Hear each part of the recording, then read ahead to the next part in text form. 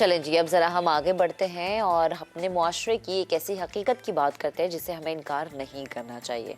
نہ صرف نوجوان نسل بلکہ بہت سارے ینگسٹرز کے علاوہ میچور لوگ، بہت سارے ایسے لوگ جن کو دیکھ کے ہمیں کہنا چاہیے کہ ہم ان سے سیکھ سکتے ہیں، وہ ہمیں بے راہ روی کا شکار نظر آتے ہیں۔ ماں باپ اپنی اولاد کی پرورش بہت اچھے طریقے سے کرتی ہے تاکہ وہ معاشرے کا ایک اچھا فرد بن سکیں، ایک ایسا معزز انسان بن سکے جس کی سب تعریف کریں، عزت کریں۔ لیکن آج کا جو نوجوان ہے وہ بے راہ روی کی طرف گامزن ہے، اس کا شکار ہے۔ بے راہ روی نے ہمارے معاشرے کی ایک بہت بڑی اور قابل نوجوان نسل کو تباہ کر دیا ہے۔ آپ اس میں کچھ بھی لے سکتے ہیں، غلط کام لے سکتے ہیں، غلط لوگوں میں اٹھنا بیٹھنا لے سکتے ہیں، کسی بھی طرح کی برائی لے سکتے ہیں۔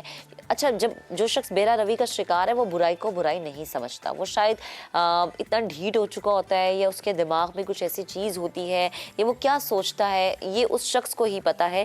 لیکن ہمارا کام ہے کہ ہم اپنے اس پلیٹ فارم کے ذریعے لوگوں کو ایجوکیٹ کریں، انہیں اویئر کریں کہ یہ چیز آپ کی زندگی کو کتنی تباہ کر دیتی ہے۔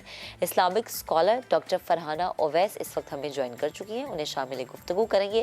ڈاکٹر صاحبہ، بے حد شکریہ وقت دینے کے لیے، گڈ مارننگ۔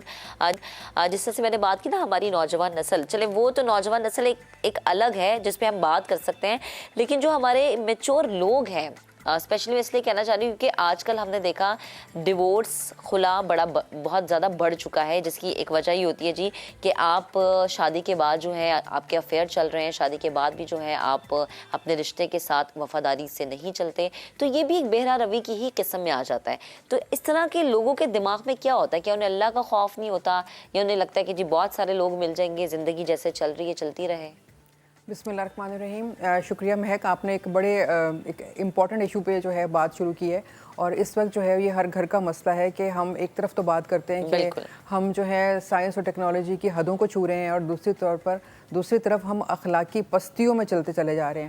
اور اس کی بنیادی وجہ جو ہے، اگر آپ کوئی بھی برائی دیکھ لیں، جتنی بہت ساری چیزوں کا آپ نے ذکر کیا ہے، میں سمجھتی ہوں کہ یہ دین سے دوری ہے، کیونکہ چاہے آپ کے رشتوں کے حوالے سے بات ہو رہی ہو، آپ کے معاملات کے حوالے سے بات ہو رہی ہو، آپ کے معاشرے کے حوالے سے بات ہو رہی ہو، یہ تمام چیزیں جو ہیں یہ اگر آپ دین کے قریب رہتے ہوئے ان کی ایک تربیت لے لیتے ہیں تو بہت ساری برائیاں جو ہیں وہ جنم لیتی ہی نہیں ہیں۔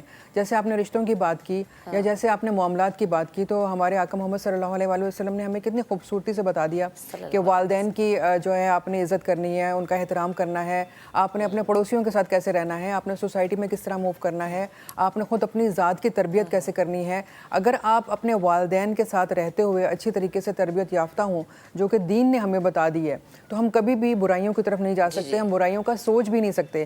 تو یقیناً ہم دین کو اس طرح سے نہیں لے پا رہے ہیں جیسے کہ ہمیں کہا گیا ہے، جس کی وجہ سے تمام معاملات چل رہے ہیں۔ اور پھر ہمارے آقا محمد صلی اللہ علیہ وآلہ وسلم نے فرمایا تھا کہ مجھے اس بات کا خوف نہیں ہے کہ تم لوگوں کے اوپر کوئی فکر و فاقہ ہوگا، بلکہ مجھے فکر اس بات کی ہے کہ دنیا تمہارے اوپر کھول دی جائے گی، یعنی تمہیں دنیا داری جو ہے نا بہت آسانی سے مل جائے گی۔ اور جو جس طرح تمام امتوں کا کوئی نہ کوئی فتنہ رہا ہے، تو آپ نے فرمایا تھا کہ میری امت کا فتنہ جو ہے وہ مال ہے، تو تم مال کو اکٹھا کرنے میں یا دنیا داری میں اتنے زیادہ آگے بڑھ جاؤ گے کہ تم دین کو بھولتے چلے جاؤ گے۔ تو ہم نے اپنے آپ کو دنیا داری میں، دنیا کے معاملات میں اتنا مصروف کر لیا ہے کہ ہم دین کی بنیادیں جن کو کہتے ہیں ان کو بھول گئے ہیں، اور ان کو اختیار نہیں کرتے زندگی میں، اپنے معاملات میں، اپنے کردار میں، اپنے جو رشتے ہیں ان کو دیکھتے ہوئے بھی۔ تو اس وجہ سے یہ تمام خرابیاں ہو رہی ہیں۔ اگر ہم دین کے قریب ہوں گے، اگر ہم یہ جان لیں گے کہ ہمیں جو ایک ہمارے نبی کا اسوہ حسنہ کیا ہے اور انہوں نے کس طرح زندگی گزاری، تو کبھی بھی ہم ان معاملات کو اس طرح سے نہیں دیکھیں گے جو ہمیں اس وقت نظر آ رہے ہیں۔ بالکل ڈاکٹر صاحب، آپ درست فرما رہی ہیں۔ اگین وہی بات کہ ہمارے دین نے تو بڑی خوبصورتی سے ہمیں ہر رشتے کے بارے میں بتایا، ہمیں ہر چیز کے بارے میں بتایا۔ آئی ڈونٹ تھنک سو کہیں کوئی کمی بیشی ہے کہ ہم یہ کہیں کہ جی ہمیں اس چیز کی سمجھ نہیں آ رہی۔ ہمارا دین مکمل ہے، شکر الحمدللہ، لیکن اس کے باوجود جو ہماری نوجوان نسل ہے اس کا اس طریقے سے غلط ٹریک پر چلنا ایک الارمنگ کنڈیشن ہے۔ آئی تھنک یہ وقت ہے کہ شاید گھر میں آپ کا براٹ اپ، آپ کی گرومنگ اب زیادہ اسٹرانگ ہونی چاہیے، زیادہ اسٹرکٹ ہونی چاہیے، کیونکہ بچوں نے خود تو اپنے اوپر توجہ نہیں دینی، ظاہری سی بات ہے، یا تو بڑے دے سکتے ہیں، ماں باپ دیکھ سکتے ہیں، یا دادا دادی دیکھ سکتے ہیں۔ تو یہ اب میرے خیال سے ان کے اوپر ذمہ داری عائد ہوتی ہے کہ وہ تھوڑے اسٹرکٹ ہو جائیں بچوں کی گرومنگ کے معاملے میں۔ دیکھیے، یہ ایک ٹرائنگل ہوتا ہے۔ بچہ جو ہے وہ ایک طرف اس کے والدین ہوتے ہیں، ایک طرف اس کے اساتذہ کرام ہوتے ہیں۔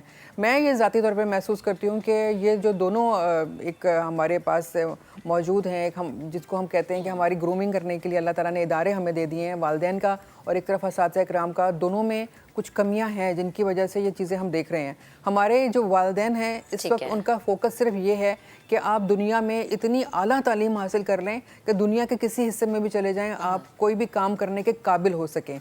लेकिन इसके साथ साथ वो अच्छा इंसान बनने पर तवज्जो नहीं दे रहे हैं। अगर वो एक बच्चे को ये तरबियत दे रहे हैं कि तुम बेहतरीन आला अंग्रेज़ी तालीम हासिल करो, तो इसमें कोई बुराई नहीं है। हमारे आका ने भी हमें ये कहा था कि इल्म हासिल करो चाहे तुम्हें चीन जाना पड़े, लेकिन उसके साथ साथ आपने तरबियत की बात भी की थी। अगर आप सल्लल्लाहु अलैहि वसल्लम ने इल्म की बात की थी तो आपने अदब की बात भी उसके साथ की थी। अगर आपके पास अदब ना हो तो फिर आप दुनिया के कामों को भी अच्छे तरीके से लेकर नहीं चल सकते हैं। आज हम देख रहे हैं कि बच्चे जो हैं वो मनशियात की तरफ जा रहे हैं, नशे के कामों में पड़े हुए हैं और वो इसको बुरा नहीं समझ रहे हैं।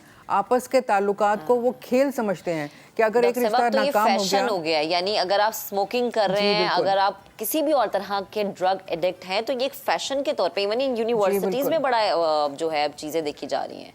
इसी वजह से मैं कह रही हूँ कि ये वो तरबियत है जो इब्तदाई 7 सालों में हो जाती है, जिसके लिए हमारे आका ने कहा था कि इब्तदा की जो 7 साल हैं बच्चों को बादशाहों की तरह रखो, यानी उनके साथ वो तमाम काम करके उनको दिखाओ जिनको वो तुमको देखकर सीख सकें। देखिए, तरबियत में कभी भी आप अगर बच्चे को कहेंगे ना कि ऐसे करो और वैसे करो, वो नहीं सीखेंगे। बच्चा हर वो काम सीखेगा जो वो माँ को और बाप को करते हुए देखेगा या अपने उस्ताद को करते हुए देखेगा। इस वक्त जो वालिदैन हैं वो दुनियादारी में, माल और दौलत इकट्ठा करने में दोनों मसरूफ़ हैं, वो पूरी तरह टाइम नहीं दे पा रहे हैं। जो असातिज़ा इकराम हैं वो सिर्फ किताब तक महदूद हैं, और किताब में भी वो सिर्फ ये कहते हैं कि शायद चंद सूरतें पढ़ लेने से दीन हासिल हो गया। दीन ये नहीं है।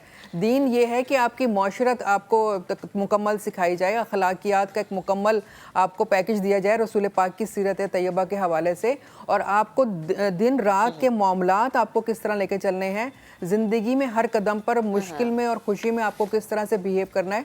दीन आपको ये सिखा रहा होता है। झूठ नहीं बोलना है, वादा पूरा करना है, किसी को धोखा नहीं देना है, आपने बड़ों का अदब करना है। अगर आप नहीं करेंगे तो उसके लिए क्या सज़ा और जज़ा का कॉन्सेप्ट है, अल्लाह रब्बुल इज़्ज़त ने हमें क्या बताया है, कुरान का तर्जुमा क्या है, रसूलुल्लाह ने अपनी ज़िंदगी किस तरह गुजारी है, बच्चों को किस तरह टाइम दिया है, बीबी फातिमा की तरबियत किस तरह फरमाई है, जिन्होंने हसनैन करीमैन जैसे शहजादे जो हैं वो आगे दुनिया को दिए।